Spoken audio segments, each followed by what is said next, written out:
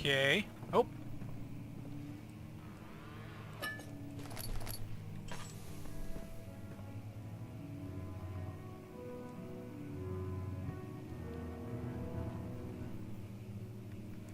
Somebody was playing the piano. That was really nice. Aw.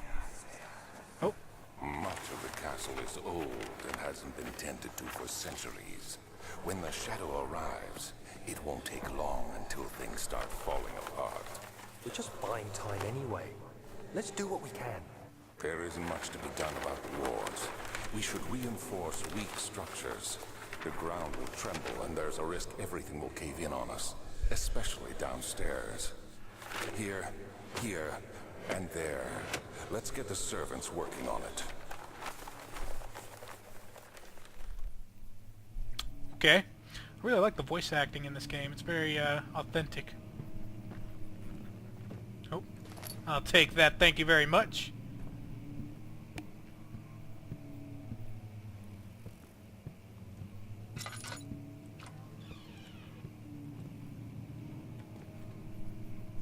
So who was playing the piano, I wonder? Shit, what the fuck? Did that really just cave in? Wow.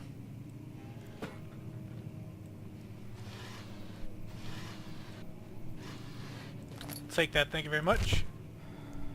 Oh. Death. And dying. 17th of May, 1839. After pounding the unforgiving stone wall for what seemed like an eternity, I realized it was hopeless. I was trapped. I fell to the ground, gasping for air, trying to focus. That's when I saw a faint blue shimmer. My weakened body was heavy to carry, but I managed to push myself toward the enchanting light. It was waiting for me.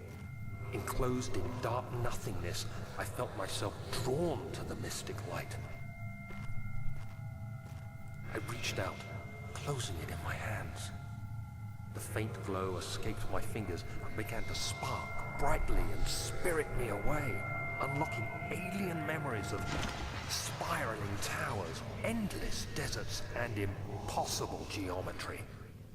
The next thing I can remember is the grating sound of stone being lifted, the voices of the Arabs pulling me to safety, and grasped firmly in my hands was the broken pieces of a most peculiar relic.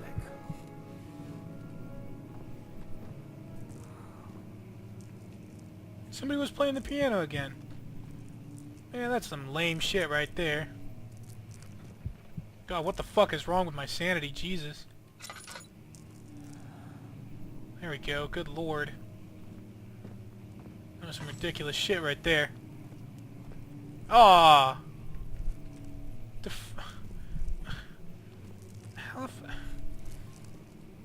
Oh my god. Calm the fuck down, Daniel. Jesus.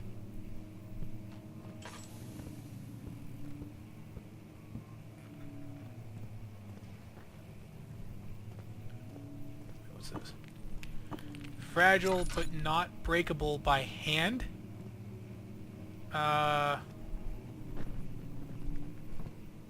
about a stone? Oops.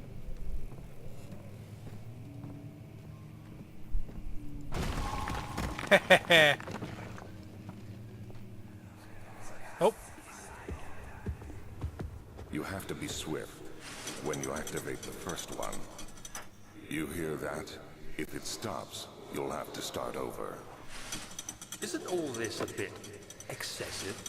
You can never be too careful, Daniel. Okay. Oh, I just wrote something down. I like the lettering there.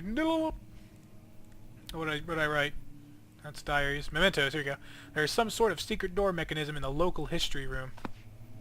Alright, alright. Take that oil. Let me put up my lamp so I can see. It won't open, it's locked. Oh shit! Oh, I'm out of oil. There we go. see, we've got a note in there. Can I break it with this book? Ugh!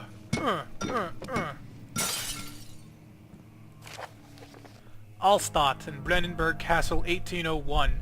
Another region rich with lore is Alstadt, deep within the East Prussian woods. For centuries there have been stories surrounding the hamlet and its neighbor, Castle Brennenburg. The quiet forest-clad mountains, stressed with scattered lakes, is as picturesque as can be, albeit the area is haunted by the dark. Ask any local and you will hear proof of the widespread superstition. All travelers should indulge themselves in such conversations, since it will certainly serve as exciting entertainment. All of them have their own twists on the tales, but there are some motifs that keep reappearing. The Gatherers. This story reaches all the way back to the time of the 30 Years' War. It is said that the soldiers who abandoned their duty got lost in the cold, dark woods and were forever damned to roam the grounds. Their bodies, wrought by their tainted souls, have left them disfigured and empty of essence. Many have cited them over the years and described them as horrid revenants. They move silently through the woods, shying away from any beholder. They are called gatherers, as they seem to follow some ambition to steal living creatures. It is their prey which can be heard struggling inside damp burlap sacks dragged behind them, which reveal their presence. What dark scheme do they follow? A visit undone. Heinrich Cornelius Agrippa, the well-known erudite, visited Alstadt at the start of the 16th century. He resided in a local inn for a fortnight as he looked for remnants of kingdoms past.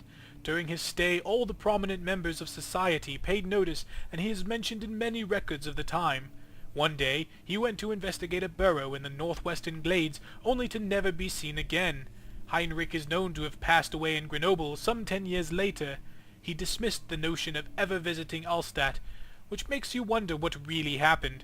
Who was this mysterious man who visited the sleepy hamlet in the woods, and what happened to him? The immortal Baron. The Baron of Brennenburg lives a reclusive life with his family at his castle nearby Alstadt, and like most of those of noble birth, rumors are inherited alongside with a title. Researching the history reveals little before the castle was consumed by fire in the late 16th century. It was rebuilt by Alexander, a nobleman from the Rhinelands, claiming the role as protector of the Prussian state. Alexander helped the region to flourish and remained popular throughout his presumed lifetime.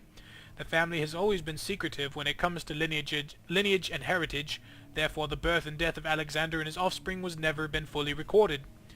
This has fed the idea that the Baron is in fact the one and the same who came from the west over 300 years ago, lived through the time of occupation, and joined the coveted Order of the Black Eagle along with the great leaders of this country.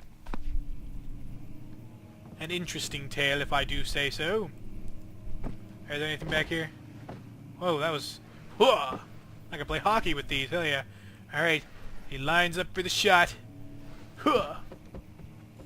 Damn, I missed. Alright, the next shot.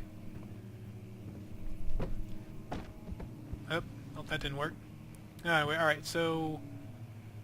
Books, books. Who's got the books? What are the books? What do the books look like? Ah, this looks familiar. Okay, one. Nope. Ah, here we go.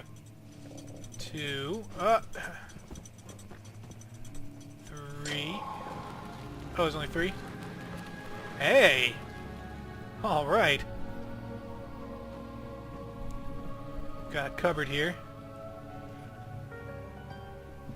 And a key. Well, let's not grab that key yet. A note. Let's not look at that note yet. Nothing there. Any collectibles around here? No? Alright, let's check this note. Regarding closing of the wine cellar, Wilhelm and his fools have endangered my research long enough with their absent-minded handling of the human vessels. The sheriff is keeping a watchful eye on the forest and is killing my trusty servants. It's just a matter of time until they follow the trail of to Brennenburg. I need to lock Wilhelm and his men up to avoid further investigation from the public. The wine cellar will therefore be sealed off until the matter has been handled. Either the king's men leave or they will starve. Whatever comes first. They can rot for all I care. Maybe I will feed them some wine. It would in a sense solve both of my problems.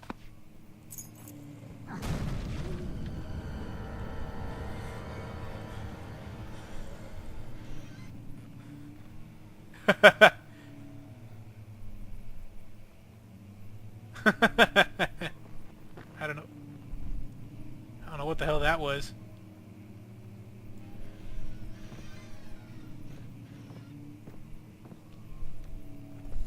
Someone busted open the door.